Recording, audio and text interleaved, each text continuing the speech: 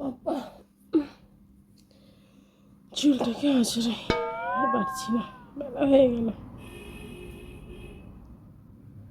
ক্লিপটা কোথায় গেল? তারপরে ক্লিপটা কোথায় রাখলাম? Oh no! ক্লিপটা কোথায় গেল? এই তো রেখেছিলাম, গেল কোথায় ক্লিপটা? ওর বাবা, এখানেই তো ক্লিপটা রাখলাম, গেল কোথায় Uh-oh! ক্লিপটা? খুঁজেই পেলাম না ক্লিপটা।